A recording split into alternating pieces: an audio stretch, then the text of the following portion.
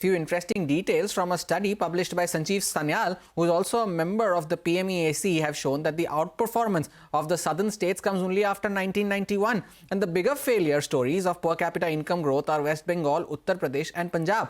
Now, this research paper shows that how states have performed since 1960 versus the national average. Tell us more about these interesting details. It's an extremely interesting study by Sanjeev Sanyal, who is a member of the PMEAC and an economist, and the joint director of the PMEAC, a lady, IAS officer by the name Aakansha Arora. Very interesting study. You know, we all know that southern states are contributing about 30% to the country's GDP, an outsized portion.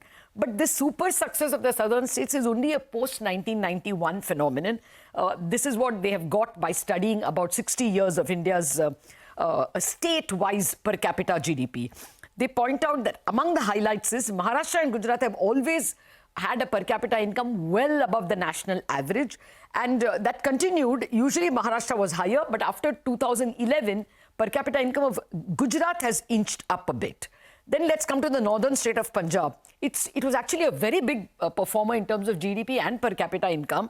It reached a peak in 1969-70 because of the Green Revolution, but it kind of stagnated thereafter. And, the state of Haryana was bifurcated from Punjab.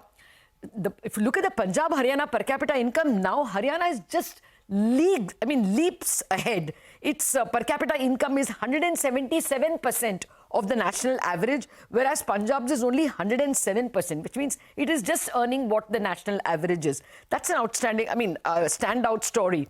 The maximum decline in per capita income from, 1960 to now, more in terms of contribution to the total GDP, has been the three states, West Bengal, Uttar Pradesh and Bihar. Now, that's, a little bit of shocking. I'll come to that in just a minute. The highest contributing, highest per capita income states are Telangana, Karnataka, Haryana, Tamil Nadu and Gujarat. All of them, 60 to 70% higher than the national average. Lowest states are Bihar, Uttar Pradesh, Jharkhand, Assam and Meghalaya. Bihar as low as just 33% of the national average and Uttar Pradesh 51%. Now, the key takeaways from this is, one, why is it that Punjab and Haryana have had such a divergence? They're the same state which was bifurcated, and Punjab was a super success story till the 70s. So what was it unable to get out of agriculture and get into industrialization? That seems to be, that's one very interesting study. A second interesting study is West Bengal.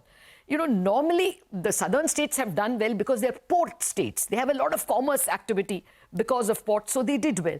Then why did West Bengal fail? They have a very good port in Calcutta. So West Bengal's failure, probably, is it premature socialism? We don't know, but it's an interesting study which perhaps the PMEAC will take up in coming months. But extremely interesting study, I must say.